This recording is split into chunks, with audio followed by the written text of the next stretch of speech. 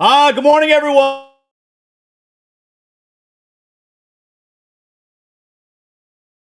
I'm not Coach. Coach is at the Players Championship. My name is Jonathan Zaslow. You can catch me at Zaslow Show 2.0, the podcast. You can download wherever you get your podcasts, and of course, also regularly on ESPN Radio. But here at Coach and Company, got a great start to the week. We're live on Stadium, and of course, all of our pals who are watching on YouTube as well. And with a lot going on here to start the week, obviously, we're going to give you the great plays. We're going to get you caught up with everything that's going on with the NCAA tournament. Got a great a great crew with us here today. But first, got to let you know what's going on. And that means at 1 p.m. today, you got a new edition of Coach and Bro, all right? And that's going to be because, like I said, you got Coach, he's doing the players. So your pals are Tommy Carlucci and Vince Russo. So at 1 p.m. Eastern, you have Coach and Bro. That's on YouTube. This is very important because for our pro wrestling fans, and listen, if you're watching Coach and Bro, and of course, if you're watching tonight, 11 p.m. Eastern on Stadium The Last Word, Tommy Carlucci, Gabby Laspisa, if you're watching those shows, you're obviously a huge pro wrestling fan. And this is a very big day in the world of pro wrestling because obviously it's Monday, which means you have Monday Night Raw. You have Monday Night Raw on Netflix. But they are in Brussels. They are on a 3-week tour in Europe right now. I don't know if you're aware of how time differences work, but over there, they're ahead of us, all right? We're in the past, they're in the future. That's how time differences work. But Raw on Netflix is going to be live, and that means Eastern time zone, 3 p.m. That's right. You're going to be able to watch Raw live on Netflix at 3 p.m., but the schedule here at Coach and Company does not change. So 1 p.m., Coach and Bro, kind of a Raw preview show, and 11 p.m. Eastern time, same time as always, The Last Word. We'll have all of your reaction from Monday Night Raw, 3 p.m. Eastern time, live on Netflix. Good to have you aboard here on Monday edition of Coach and Company. Let's get to our pals here and beat the books.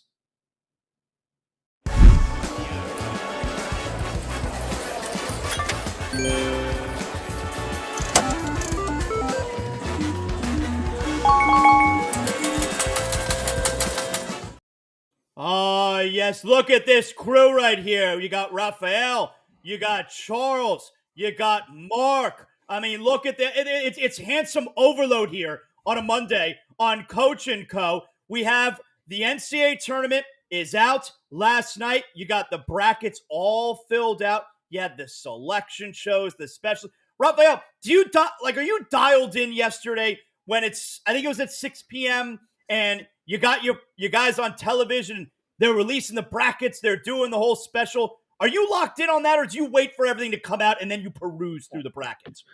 Oh, I'm locked in because we're trying to get his numbers out as quickly as possible. So as soon as the matchups are out, we're pretty much doing numbers and get those out probably in about a half hour as a selection committee. And then right afterwards, we have to watch the women's because women's betting in March Madness is almost as popular as year after year. So it was a pretty hectic evening for us odds makers and for us college basketball enthusiasts. What are we expecting with the women? Is it going to be similar to last year? I mean, last year kind of feels like is when it really blew up. Are we going to get, a similar interest level, or is there going to be even more this year? I'm saying right now, the women's basketball, welcome to the West Coast. I think a lot of these East Coast teams are going to realize that there's two big teams out west, UCLA and USC, especially with USC with Juju. But Paige Beckers is probably going to be the face of March Madness for ladies, but don't keep an eye out for those two teams in the West. Charles, what's the first thing you wind up doing when the brackets are released yesterday? You got it in front of you. What's the order of operations for Charles? You start filling out the bracket right away? Are you checking out the lines? What's the process like for you on Sunday night after the selection show?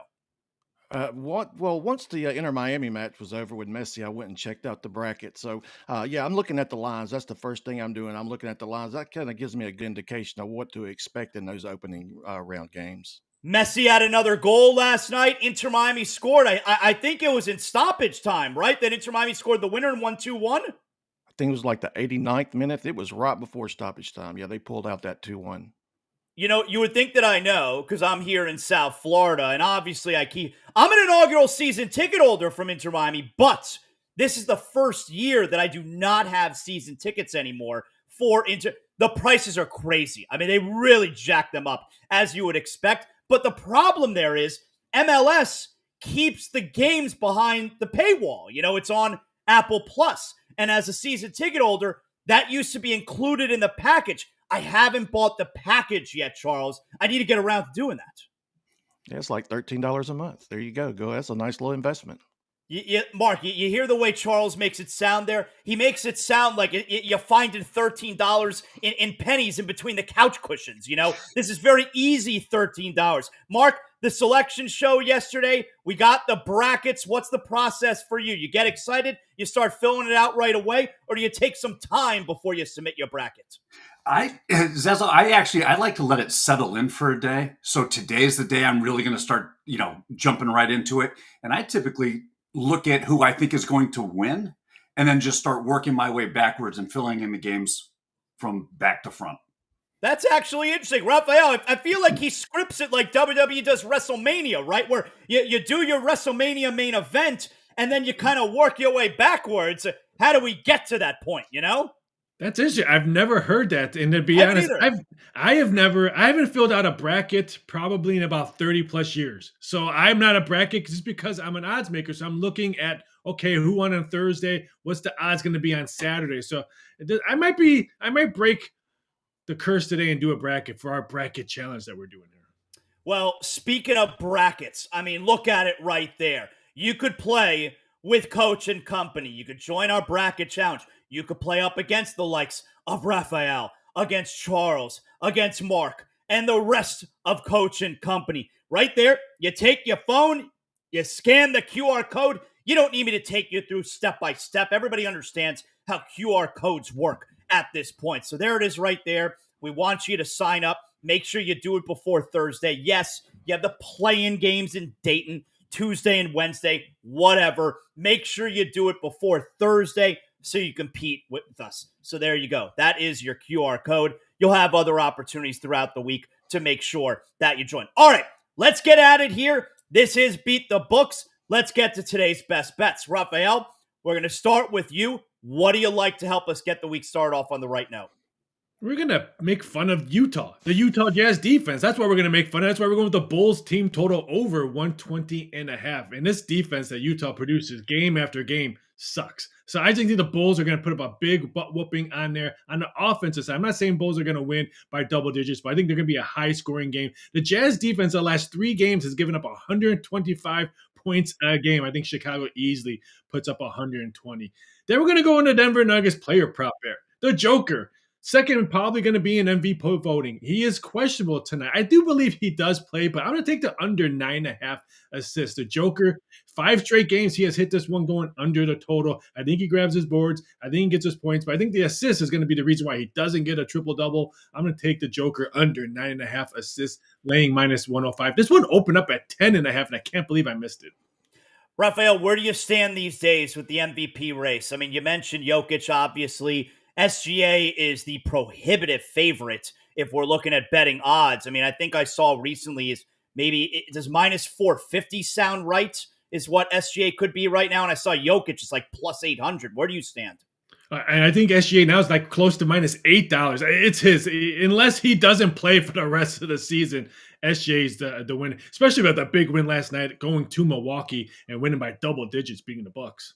It's interesting, right? Because I put the stats side by side, and Michael Malone, the head coach of the Denver Nuggets, he's gotten to this as well recently where give me player A, and let's say player A is SGA stats, and give me player B, and player B is Jokic's stats, and just show someone. And put the team's records there too. Player A's team's in first place, player B's team's in second place, all right? It's not like they're in 8th place. Which player do you wind up taking? And the numbers, I mean, overwhelmingly are on player B, Jokic's side. It's pretty, and think about it like this too. Russell Westbrook averaged a triple-double. He was the first player to average a triple-double since Oscar Robertson. The Thunder were a number 6 team in the Western Conference that year, and he got the MVP.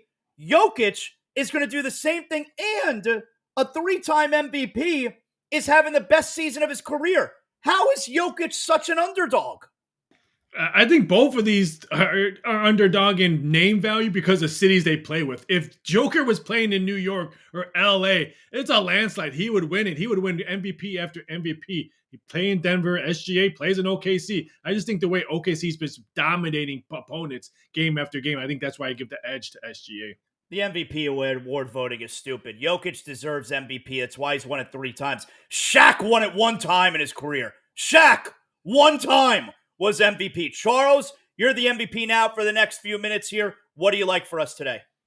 I'm going to the NHL. Soccer, we're on that good old international break till later in the week, but I got the Sabres and the Bruins in the over 6. Sabres games, they come in going over that total in 5 of their last 7 games. And Bruins, they've actually went over in 7 of their last 10 versus Atlantic Division teams. I think we see 6 at worst in this one. And Bruins, we're going to search for a lot of goals in that one. Don't even ask me about my Florida Panthers over the weekend. I mean, maybe I'll let off a little bit of steam here in a few minutes, but my God, very, very rough. And you know what, Charles? I like your play there because obviously I love the hockey. You know I'm on the show Mondays. You don't necessarily know that I'm hosting. That doesn't matter, all right, Coach? If you're just tuning in now, he's doing the Players' Championship. I'm Jonathan Zaslow. I'm stepping in for the coach today. But either way, you know that I'm at least a guest on Mondays. You can't peruse around the numbers there and give me a corners total. You know I love a good corners total to get the week started. You got nothing for me in regard to corner kicks? No soccer. Everybody's on an international break until next weekend. So it's well, that is a international really play. good answer, actually. That is a very fair and good answer, Charles. Let's bring aboard Mark here. Mark, we know you love the hockey as well. Certainly not going to get any soccer plays from you because Charles just told us we don't have any soccer because of international break. What do you like for us to get the week started, Mark? I am going to Tampa, where this is a complete fade the Philadelphia Flyers play without having to lay the heavy juice to play Tampa Bay on the money line or risk the regulation win or puck line win. So I'm going, I'm going to take Philadelphia. Team total under 2.5 goals. You can get that at minus 135. Look, Philadelphia has lost 6 of their last 7 games, and in those 6 losses, they have been held to less than 2 goals in every single one of them. I love this spot for a demoralized Flyers team facing Andrei Vasilevsky and the Lightning here, who are in the thick of a postseason run. My second play is we're going to take Jonas, the big V in Sacramento, who's taking on the Memphis Grizzlies. We're going to take him over 13.5 points and rebounds. You can get that at plus 105. He has been over this in 9 of his last 10 games where he's averaging 22.1, and he has loved playing Memphis, especially at home, where he's averaging 23.1 points and rebounds against the Grizzlies. I love this spot for him. Jonas Valanciunas. That's the big, Yes. as Mark has dubbed him, the big V, Jonas Valanciunas. Let's get to our play of the day here, Mark. What do you got? Absolutely. A little Irish-themed Happy St. Patrick's Day play of the day. For plus 105, we're going to take Zion Williamson over 5+ rebounds. All we need him to get is 5 or more. And we're going to pair that with Warren Fogle over 1.5 shots on goal. Williamson has been over in 23 of his 28 games that he's played this season. He's over in all 11 home games, averaging 8.4. Fogle's gone over in 17 of his last 20 games, and he's over in 11 of his last 12 road games where he's getting almost 4 shots on goal a game.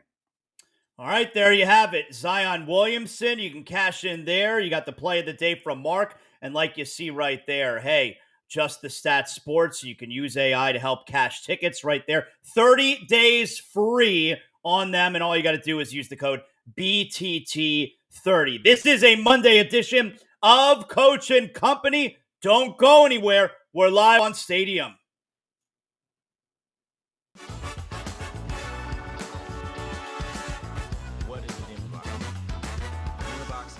Rugged portable speaker. It's a vault to hold all your things, keep them dry and safe, and it's a charger. You know, you're looking at 40 hours of playtime. So we charge this thing maybe once a week when we're traveling and adventuring. There's volume controls on the outside of the box here, so you can turn it up and down. If you have your phone inside there charging, it's nice and safe and dry. All right, so we're gonna hook the Deemer box to our phone. I'm gonna show you some tricks. You just hit the button on the front. You've got the battery gauge here that lets you know how full your battery is. You got a volume here as well. So you just turn it on, go to your Bluetooth, DeemerBox DV2, and it says when it's paired. Yep. And so inside the lid, if you're just jamming tunes and you're not around water or anything like that, you can leave this open. But if you're going into a wet or muddy, snowy environment, inside the lid right here is a plug. You undo this plug, it pops out. Put it right in the top right here. Give it a few turns. Turn it on. Now you've got a waterproof speaker box.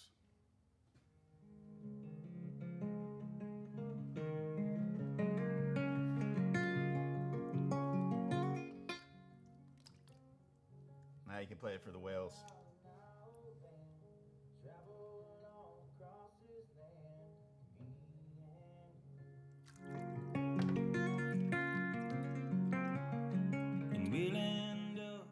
I think there's a use for each individual person. The DeemerBox, like this is mine with all my stickers, my things on it. You can kind of make them your own. That's part of the love of them. Like I have a connection with these because it's like a good belt or like a good pair of boots. You can cater your lifestyle to your DeemerBox, but there's no other speaker that charges your things and holds all your stuff, keeps it dry and safe.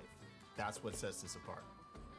So I'd recommend y'all trying a DeemerBox and bring it because it's so much more than a speaker.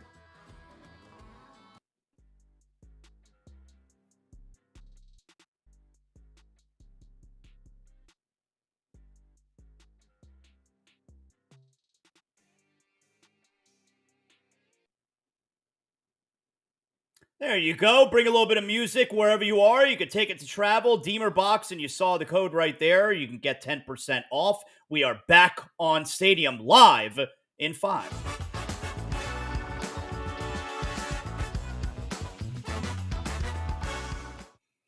Good to have you aboard here on a Monday edition of Coach and Company. Your pal, Jonathan Coachman, usually sitting in this seat. He is doing the Players' Championship. I am in his stead. I'm Jonathan Zaslow. You can catch me regularly on ESPN Radio. You could also, of course, check out my Miami-based podcast, Zaslow Show 2.0. You put that in wherever you get your podcast. It'll pop right up there, changing your life right there. But now, on a Monday, on Coach and Company, a lot happened over the weekend. Let's get to the Weekend Rewind.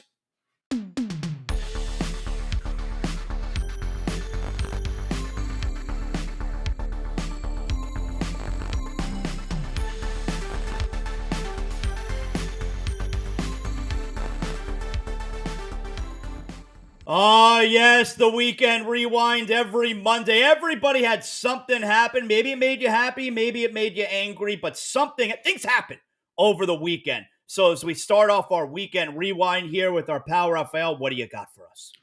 Kind of have two. I'm going to hit the SEC. Really, 14 teams. What happened to West Virginia? What happened to Indiana? But I don't want to dissect the SEC because we have no SEC on the panel. There's no Gator love on the panel, so I'll step back. But I'm going to go out west. UC San Diego. They're 400-1 to win the Big Dance. But boy, what a weekend they had. Back-to-back wins in the Big West by double digits. They have a 15-game winning streak right now coming into the tournament. And you know who has the best ATS against the spread record right now in college basketball? The Tritons do. UC San Diego. They're 25-7 against the spread this year.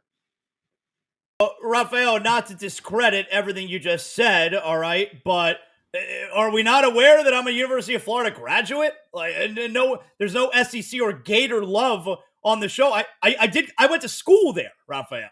You're not Seabass that pumps out Gator love and SEC love every chance. You are, a professional. You're not throwing out your UF all the time. That is true, and what you're saying is I'm not obnoxious. That's what you're getting. I'm not one of the obnoxious. You said the word obnoxious, not me. SEC, because I know the SEC fans are obnoxious, and I can even tell you that Gator fans can be obnoxious. So I feel like you paid me a compliment there. I'll take it. Charles, Weekend Rewind, what do you have? I'm going to go to the last game that we saw. I tuned in for the second half with Wisconsin. They were up as much as 10 points. And then in the final 2 minutes, they ended up losing to Michigan by 6. Now I'm wondering, will that have a carryover effect for those Badgers who I kind of liked going into the tournament? I wonder if this is a little blow to their ego going into the tournament. Incredible turnaround for Michigan. I mean, last year under Juwan Howard. And I love Juwan Howard, longtime assistant coach for the Miami Heat. He eventually left the Heat. He took the job at Michigan. Got up to a really great start there. Everyone loved the job that Juwan was doing. And then we kind of learned, you're not a good coach. Won 8 games, I think it was, in his final year. And now you see what the former FIU head coach winds up doing this year. Michigan, one of the best stories in college basketball. They win the Big Ten Tournament Championship yesterday. Mark, weekend rewind, what do you got going on heading into today's Monday? Z, I really liked the way Duke responded when Cooper Flagg went down with the injury when he hurt his ankle. It would have been a actually perfect moment for them to kind of crumble and say, hey, listen, we're going to coast through the ACC tournament and just kind of focus on getting into the March Madness tournament and really put our efforts there. That's not what they did. Those kids responded, and actually just everybody stepped up their game and ended up winning the ACC outright. I love the direction this Duke team is going. And now with a healthy Cooper Flagg coming back on, I really think they're going to be, we're going to be talking about Duke for the next several weeks. See how healthy he is. I mean, they're going to wind up playing one of the play-in winners on Friday, Duke is, and that is a Friday afternoon game, a 2:50 p.m. Eastern game, as Duke is the number 1 seed in the East region. I do think it's interesting, Cooper Flagg, he gets hurt in the late in the first half in the quarterfinal game against Georgia Tech. They come from behind, they win that game. Then, of course, they beat UNC, where you got the free throw line violation, and then they beat Louisville in the ACC championship game, all without Cooper Flagg. But the part that's interesting to me, going into the final game, going into the ACC championship game, we got the word, Raphael, that Duke, that head coach Jon Scheyer, and the ACC together, they reached out to the selection committee in advance to tell them they fully expect Cooper Flagg to be available to them in the first round of the tournament. And of course, they've said as much since then that he is going to be available on Friday. But it's interesting because I always think back, that great Cincinnati Bearcats team where Kenyon Martin broke his leg and should have been the number 1 seed in the tournament. They got penalized because they're not the same team without their best player. Duke really made a concerted effort to let the committee know, we're not being coy with you because we don't want our spot to drop. We're telling you, Cooper Flagg, he's going to be available. Raphael, I thought that was really interesting. It was, and boy, Duke playing on Friday, not Thursday. How interesting is that? Another extra day for Cooper to rest up. But I thought that was brilliant for Duke to come out and say that and then actually make the phone call. Now, Duke has more talented players in that Cincinnati team. Cincinnati didn't have that many McDonald All-Americans. They only had Martin and a couple other guys. But this Duke team, don't forget, there's still really deep bench guys that can probably be starting for 200-plus college basketball players or teams.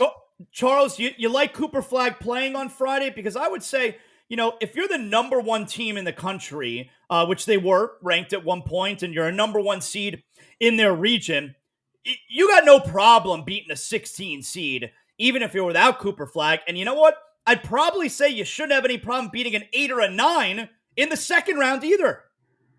I wouldn't chance it. I would definitely give him some additional rest, see how it goes into the next game, see who they're playing. Yeah, I wouldn't take any chances with him, but I do like how they assured the committee that, hey, he will be playing at some point in this tournament. Rest assured that number 1 seed was validated. But yeah, I wouldn't push anything when it comes to Mr. Flagg.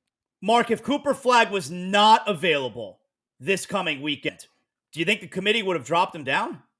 To be honest, I don't think they could. After the performance that we saw from Duke after Cooper Flagg went down. To Raphael's point, this team is stacked, and it really was a next man up kind of situation, and they responded. I think if they would have been penalized, it would have been unfair. I don't think we see Cooper Flagg on Friday. In fact, I don't think we see him on Sunday. We get into another week. I just don't think Duke is going to be pressured or pushed to a point where Cooper Flagg is going to have to come in and perform. So you think he'll be active, like he'll be on the bench, but maybe you don't use break glass in case needed, yeah? Correct. Yeah, that's exactly what I think.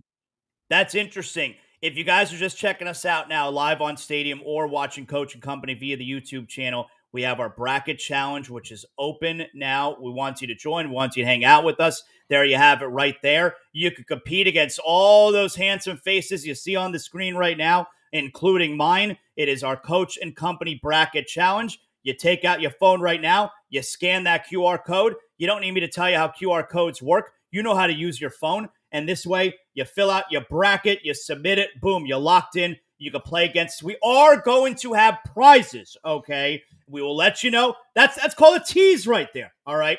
We want you to sign up. You submit your bracket, and later on in the week, Coach, he's going to have a meeting of the minds with Producer Man, and they will tell you exactly what the prizes are going to be. So there you go. Make sure you get involved in that bracket challenge. Now, one of the other huge stories in the tournament here, a record.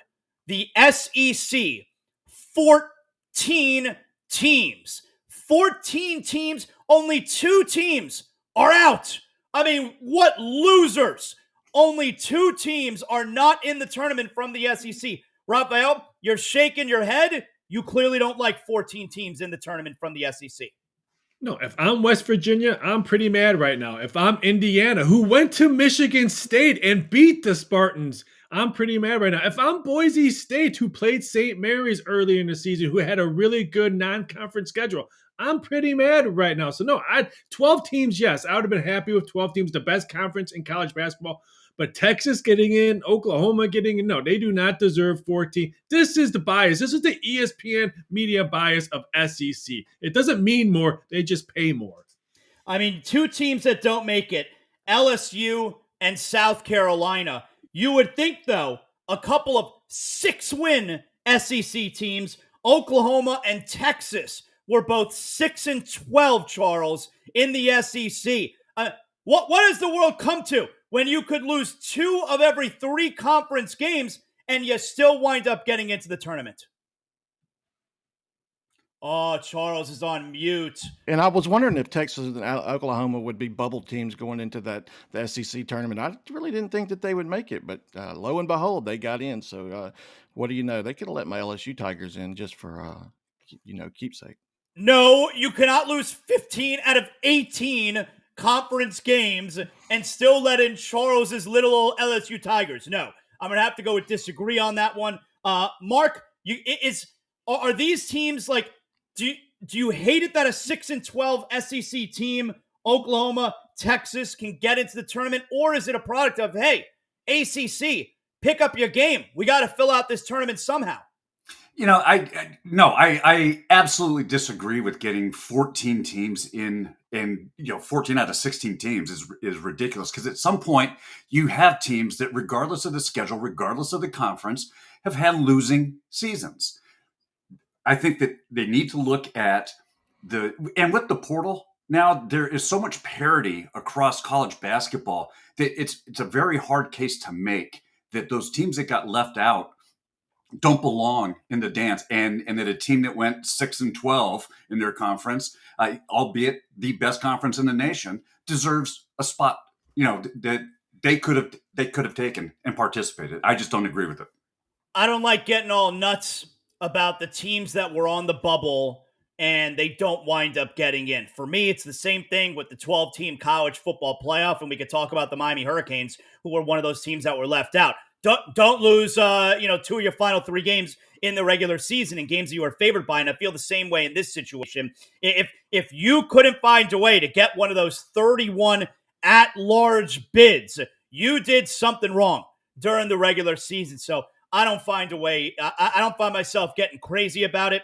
But the SEC is a major, major story, maybe the biggest story. Cooper Flagg's availability, the SEC 14 teams. Those are probably your 2 biggest stories going into this tournament. All right. Glad to have you aboard here on a Monday. We are live on Stadium. And, of course, a special hello to everybody watching Coach and Company on the YouTube channel. Don't go anywhere.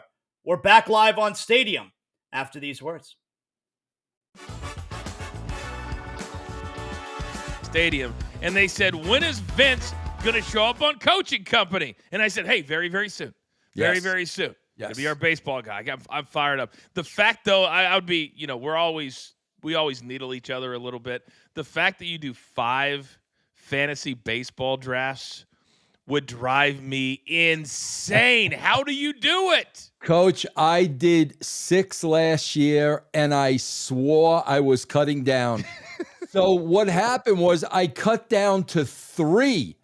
And then they started bombarding me. Vince, what do you mean no more leagues? What do you mean, Vince? What do you mean? So at the last minute, I had to add 2 more. So I'm back up to 5, Coach. You're back in the game. Well, the beautiful part about fantasy baseball is the attention. All right, so there you go. We're back here. I suppose, producer man, we are back here on Coach and Company on YouTube. We're bailing out of the promo there for Coach and Vince Russo. I'll give you a little bit of plug there as they're coming up at 1 p.m. Coach and Bro Show, and that's going to be Tommy Carlucci in for Coach today because, as you see, I am in the driver's seat today. Coach is doing the Players' Championship. So you'll have your pals Tommy Carlucci and Vince Russo. That is at 1 p.m. Eastern Time. That is on the YouTube channel. And important to note, they're essentially going to be taking you right in to Monday Night Raw, which is live at 3 p.m. That's right. That's not a mistake what I just said there, Raphael. 3 p.m. Eastern Time, a little Monday afternoon Raw on the East Coast, as it's going to be available to you live on Netflix. I'll tell you, Raphael, I got 20 seconds here. I'm still watching it tonight. It doesn't feel right to me to watch in the afternoon. I'm going to watch it at 8 p.m. as if it's live. What do you think about that? No way. I'm watching in the afternoon because I can do some other stuff tonight that I normally can't do because I'm watching Raw. So I'm excited for the afternoon Raw. No, I'm going to watch it tonight with my son. We like sitting down on the couch in the Zaslow Mansion family room, and wrestling hits different in the evening. We got to watch it at nighttime. So don't text me any spoilers. Nobody text me spoilers. I'm going to have to stay off the social media in the afternoon. I'm going to watch live John Cena, heel promo, coming at you. Also coming at you, we're back live on Stadium in 5.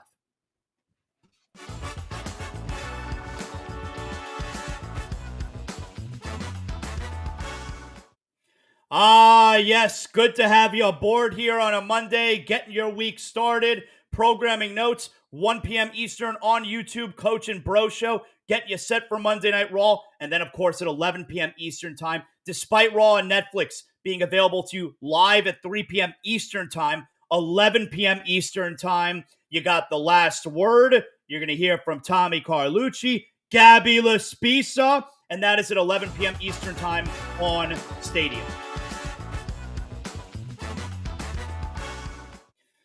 So, good to have you aboard here, Coach, doing the Players' Championship. I'm Jonathan Zaslow, sitting in place, hosting for Coach. And the big news of the day, the big news of the week, the big news of the next few weeks, it's March. We got the madness. You better start filling out your brackets. Last night, you had the selection show. Everybody's perusing through, trying to pick the upsets, trying to get to all of that. So you know what? Let's not waste any more time. Let's hoop it up.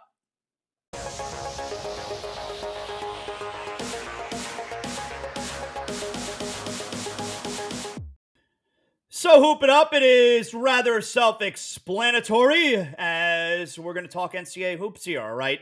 And specifically the tournament. We know what the big stories are. The SEC's got 14 teams in the tournament.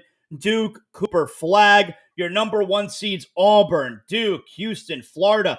No real surprises there. Although I will say here right quick, Raphael, the number 1 overall seed in the tournament is Auburn. Why is that even a thing?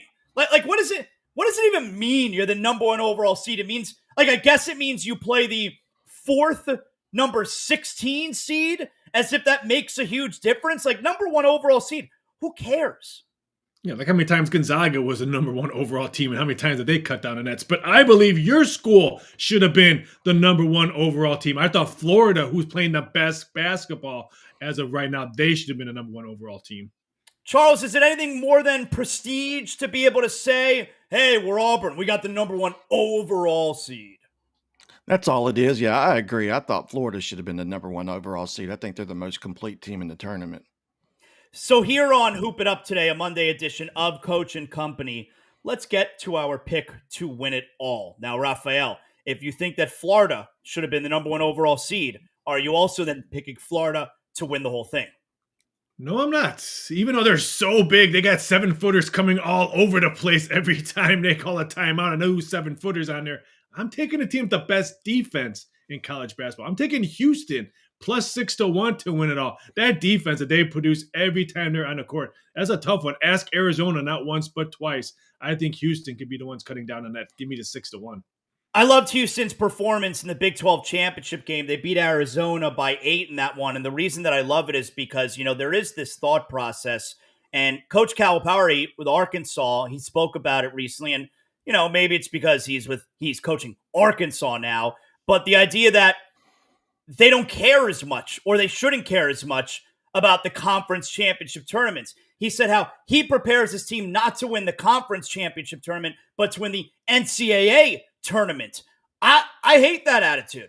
I think winning your conference, obviously there is a pride factor, but at the same time, if you make it, let's say, to the final and the committee didn't know if you should be a number 1 seed or a number 2 seed, that could obviously help steer you in one direction. And what about those teams that are on the bubble? You win a couple games, 2, maybe 3 games in your conference tournament, Raphael. That could wind up getting you off the bubble and into the tournament. Do you still find that the conference tournament championships still mean something?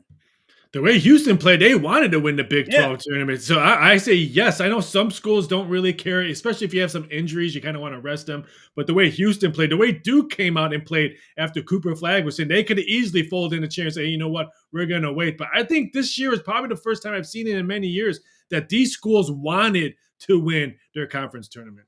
That's why I liked it. Houston, we know Houston was going to be a 1 seed. They were out there trying. They won the Big 12 championship. You look at the Big 10, those are great semifinal games, all right? And then you look at the SEC. They're out there trying. Tennessee, they beat Auburn. Florida, they beat Alabama. Those are 4 great teams. They're out there trying. Florida winds up winning the SEC championship. I think Coach Cal's off base. I think it means something. Charles, your pick to win the NCAA tournament. I'm going with your Gators. I like them old Gators. Plus, one of the main reasons they're on the opposite side of the draw as Duke. So if they meet Duke, it would potentially be in the championship game. Plus, like I mentioned, I just think they're the most well-rounded team. I think they can do everything. They have the big men, the shooters as well. So, yeah, I'll definitely love Florida in this tournament. Have you officially filled out your bracket yet, or do you wait till the last possible? Like, do you need to wait to, not that you should have to, but do you wait to see the teams that win in Dayton the next couple of nights, or who cares? Yeah, absolutely. I'll wait to see who wins those get in spots as well. So, yeah, I'm last minute. I'll get that filled in right before the tournament starts. So you're telling me you wait for those games in Dayton, and that's because there's a chance that you would pick one of those teams? I just like to see everybody in the field. I like, plus I'm gathering information. As much information as I can gather, the better. And then I'll make my final call. I mean, heck, UNC, very controversial. They're one of those teams that are playing in Dayton over the next couple of nights. So there you have it. Raphael, he likes Houston to win the whole thing. Charles likes the Gators. I will tell you right now, I've already filled out my bracket with ESPN Radio. I have the Gators winning the whole thing. That's right.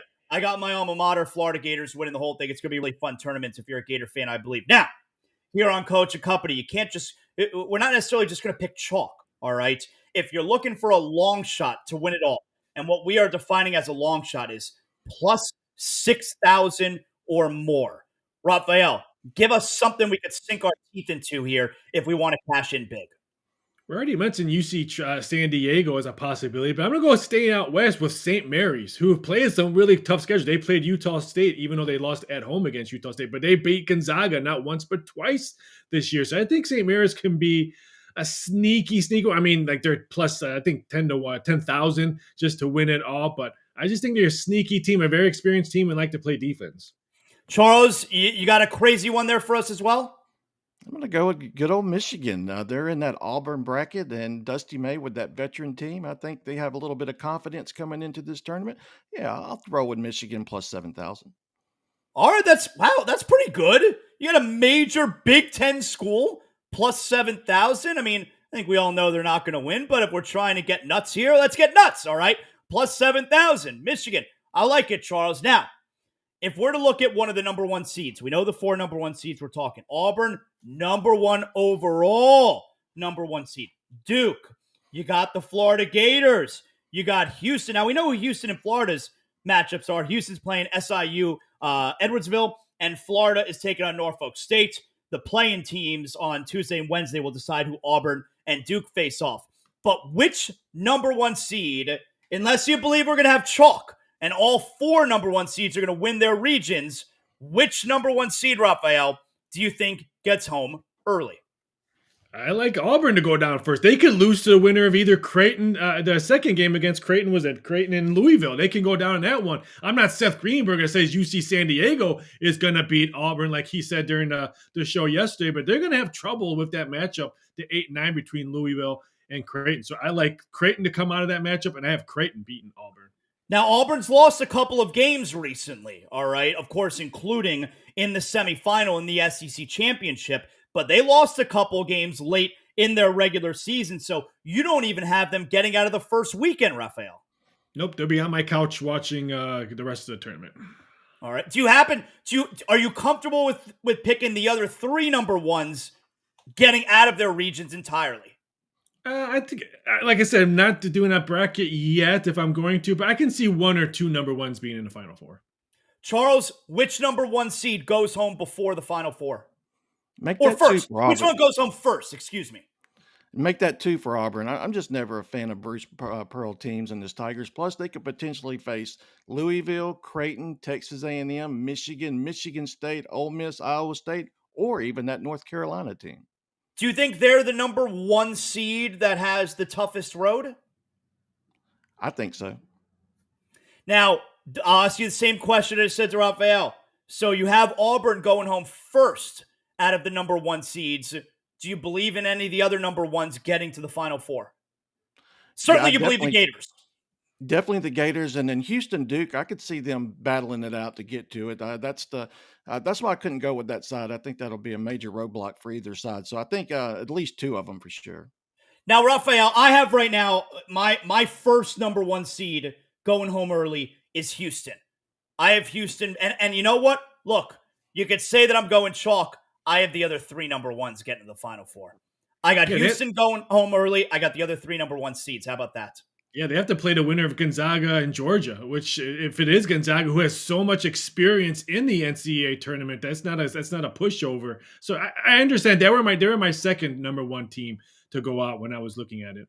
I mean, these are great teams. Florida's a great team. Duke, as long as Cooper Flagg is fine, they're a great team too. And I guess I'm measuring Auburn based on their entire body of work. So I think you got those teams near the top, and then everybody else is a have-not. So I got 3 number ones getting to the Final Four. Finally here, is there a number 15 or 16? I'm not going to say that you're going to pick to pull off an upset, Raphael, but maybe which one of them do you think could give the 1 seed or the 2 seed the biggest problem? Robert Morris, because they're playing Alabama. Alabama, who plays no defense, and if they can't hit the 3 ball, what if they go ice cold? Robert Morris can get the W, because let's face it, Alabama, they're a one-trick pony. They're the Boston Celtics of college basketball. All they do is shoot threes, and if you're cold, anyone can beat you. So keep an eye out for Robert Morris, maybe to cover that number, but it wouldn't shock me if they go ice cold Alabama, Robert Morris sneaks in and advances. Well, and you know these schools, not that Robert Morris is in the tournament for the first time, but you know that these schools like Robert Morris, those kids try so hard when they get to the tournament. Excellent point there. Charles, which 15 or 16 you think can give the top seed a run? Give me them old Wofford Terriers against Rick Barnes' team, Tennessee. You know Rick Barnes has a pedigree in the bracket as well. So the choker? They come in hot. The choker. Hey, they come in hot, though. They won the SoCon as a 6 seed. Plus, if they can hit the 3, another veteran team. So if they get hot from 3, they can give this Tennessee team some troubles. All right, there you go, guys. You got Wofford and you have Robert Morris, maybe giving those top seeds a problem there in the opening round. Good to have you aboard here on a Monday edition of Coach and Company. Don't go anywhere. We're live on Stadium. We're going to get to the association coming up. Because TNA was based 20 minutes from me, where I lived in Longwood, in Orlando, Florida, at Universal Studios. And the best part, bro, was they were going to bring me in as a bodyguard for the first year on television. So I get to be on television again for a whole calendar year and get to cut promos with Jim Cornette, etc. I get to learn from him, and I don't have to take bumps. Oh my God, hell yeah! Sign me up. Sign Right? me up. And the rest is history. And ended up going on wrestling Ric Flair and beating him at TNA, Hulk Hogan, Kurt Angle, you name the star. I've wrestled and or beat them. Scott Steiner, you name it. I became a bigger name with TNA, ironically, with the Blueprint character I played. Once I had my sobriety, but 1 full year under my belt of addiction before I was willing to go back. Congratulations, man. And Tommy, the amount of money that I'll never forget the first store that I walked into, and I had wrestled and I thought I had cracked ribs. And so there was a superstar who was kind of into, he owed his guy a lot of money out in California. So he was trying to bring in other people, right? Trying to bring in other, and then they would forgive his debt. And I'll never forget, I walked in, and every time I ordered 50, by the time he got the TV on Monday, they were gone. We miss our pal Coach. He will be back with us tomorrow as he is doing the Players Championship. And if I could tell you, look at that shirt right there. You scan the QR code and you get Travis Scott. Travis Scott put that shirt out as well. Travis Scott, the Wrestling is Real shirt. How about that also with the old WWE logo there? Wrestling is Real. And then on the back, you got Rock, Cena, and Travis Scott there in one of the most shocking moments in the history of pro wrestling as John Cena turns heel. And today, Raphael, 20 seconds, John Cena expected to cut his first ever heel promo on Monday Night Raw. Yeah, I'm excited. How many words does he say? Because let's face it, he's not in the U.S., so he doesn't really need to cut a big promo in front of a non-U.S. crowd. What is his theme music going to sound like? I'm most interested in that. We're back on Stadium Live in 5.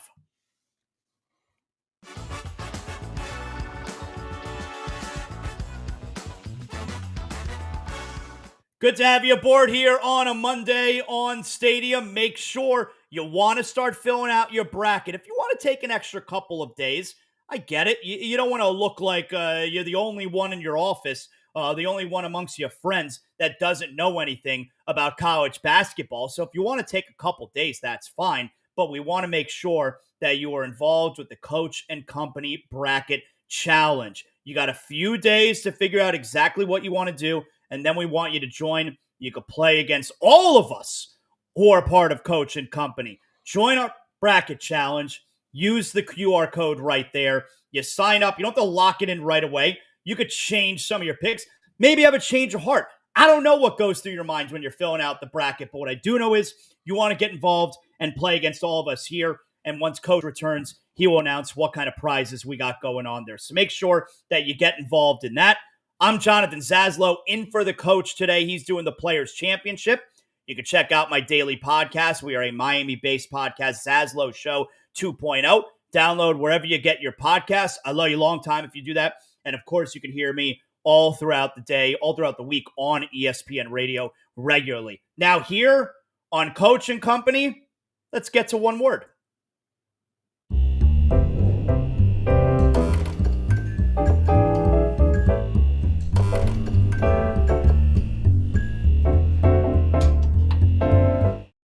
Good way for us to mix in some association talk here. College basketball ruling the day, ruling the week, obviously, but the association never stops, all right? You got games leading up to the playoff and positioning coming up next month. Only a few weeks left in the regular season. Now, before we get to one word, do want to tell everybody, you got the Nuggets. They're in action tonight. They're at the Warriors, excuse me. That is a 10 p.m. Eastern game on ESPN tonight. You also have the Lakers. Now, this is a game that was rescheduled from back in January. Maybe you have your original schedule. It's up there on your fridge, and you don't have Lakers hosting the Spurs. No, this game is tonight. You had the Wildfires, so this is being rescheduled from back in January. So you got some high-profile teams who are in action tonight. So let's get to one word.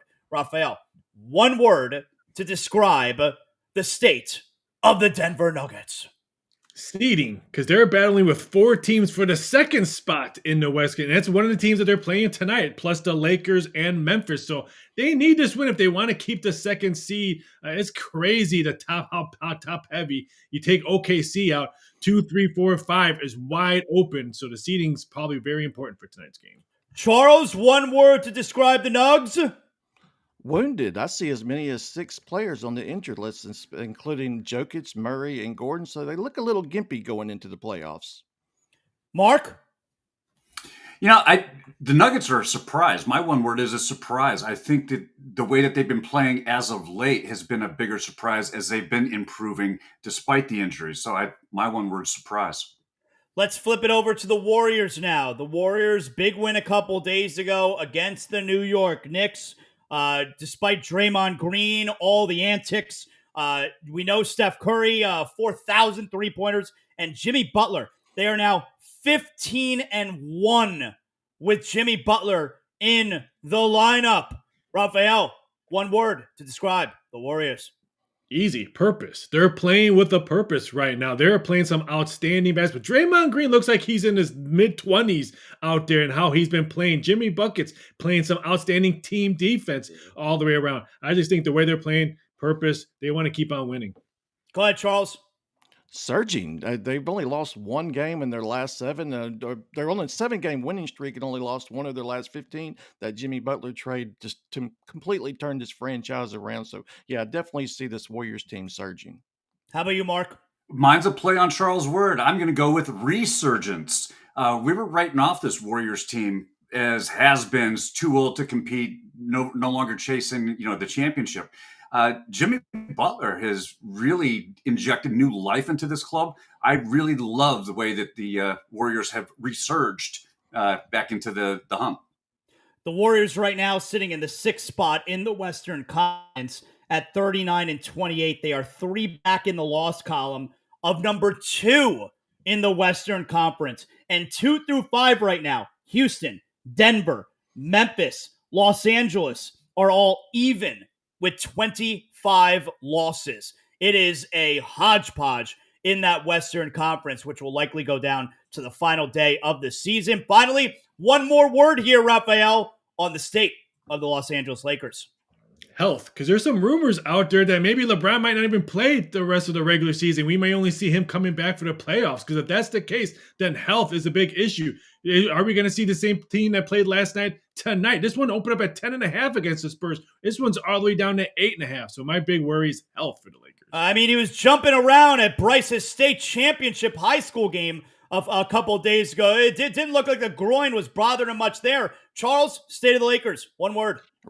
Really, since LeBron's injury, they've only won 1 out of their last 4 games. 1-4 over their last 5, and then it's saying that LeBron could possibly come back in a week, but we shall see. So, yeah, it looks like this Lakers team is definitely reeling at the moment. They had lost 4 in a row. They snapped it last night with a blowout victory over the Phoenix Suns. I mean, that team sucks. What a disgrace the Phoenix Suns are. Mark, one word on the Lakers. Leadership, as in who's going to be the next player to step up and really take control and leadership of this Lakers team. I think LeBron has had it for so long that there's that, you never want to push against it. But I think somebody has to step up and take charge of this team in his absence. So no NCAA tonight, obviously, but you do have some good NBA action, specifically the Nuggets and Warriors tonight. That's on your television. That's on ESPN. And the early game, Heat and Knicks. My Miami Heat have lost 7 in a row. I mean, you want to talk about a disgrace. I can't even get into it with them. All right. Thank you, guys. For everybody tuning in just now here on Coach and Company live on Stadium, or maybe you're watching us on the YouTube channel, you're thinking, oh, man, I missed all the picks. I'm trying to make that money to start the week. What do? You don't have to worry about that, all right? We're an inclusive show. We want to make sure everybody is involved. So you know what? Let's lock it in.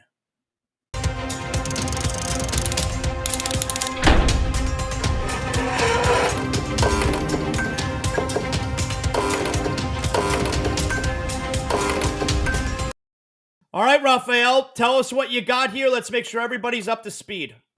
We got the Bulls team total over 120.5 minus 120. They're playing to Utah Jazz. Enough said on that. And then we're going to the Joker, the Denver Nuggets, under 9.5 assists, minus 105. This one opened up at 10.5, and he's questionable. So I just think if he does play, he doesn't get 10 assists tonight.